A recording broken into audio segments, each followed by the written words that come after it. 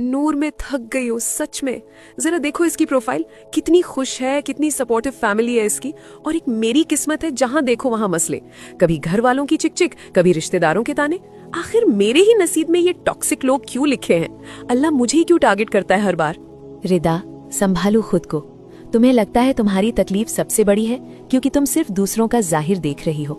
तुम्हारी परेशानी वो लोग नहीं है, तुम्हारी परेशानी तुम्हारा नजरिया है। क्या तुमने कुरान की वो आयत कभी गौर से पढ़ी है जहां अल्लाह ने बताया है कि ये बुरे लोग तुम्हारी जिंदगी में क्यों हैं? क्या मतलब? कुरान में इसके बारे में भी लिखा है? हाँ, रुको, मैं तुम्हें समझाती हूँ कि ये इम्तिहान दरअसल है क्या। देखो, हम अक्सर सोचते हैं कि अगर अल्लाह हमसे राजी होता तो हमारी जिंदगी फूलों की तरह आसान होती, लेकिन हकीकत इसके बिल्कुल उलट है।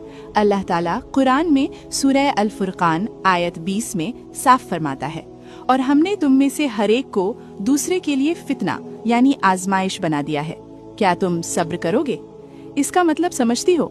ये जो तुम्हारे आसपास मुश्किल लोग हैं, वो शौहर जो बात नहीं समझता, वो सास जो ताने देती है, वो दोस्त जो धोखा दे गया, ये सब तुम्हारी जिंदगी में गलती से नहीं आए। ये अल्लाह का चुना हुआ क्वेश्चन पेपर है। अल्लाह देखना चाहता है कि जब कोई तुम्हारे साथ बुरा करे तो तुम वैसा ही बुरा बर्ताव करती हो या वो करती हो जो अल्लाह को पसंद है। क्या तुम चीखती हो या सब्र करती हो? हजरत मोहम्मद सल्लल्लाहु अलैहि वसल्लम ने फरमाया, सब्र वो है जो सदमे के शुरू में किया जाए।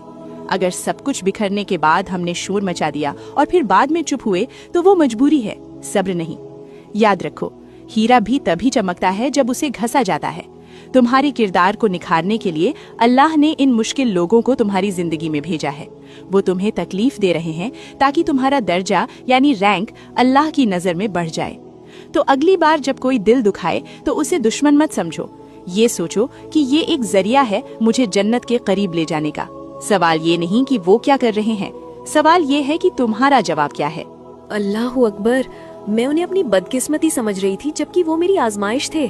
मतलब मेरा असली इम्तिहान ये है कि मैं पलटकर जवाब ना दूं बल्कि अपने किरदार को ऊंचा रखूं।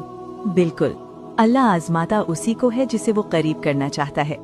अगर आपकी जिंदगी में भी ऐसे लोग हैं जो आपके सब्र का इम्तिहान लेते हैं तो मायूस ना हो, आप अल्लाह की नजर में खास हैं। अल्लाह हम सबको मुश्किल वक्त में बेहतरीन सब्र करने की तौफीक दे। कमेंट में दिल से आमीन लिखें।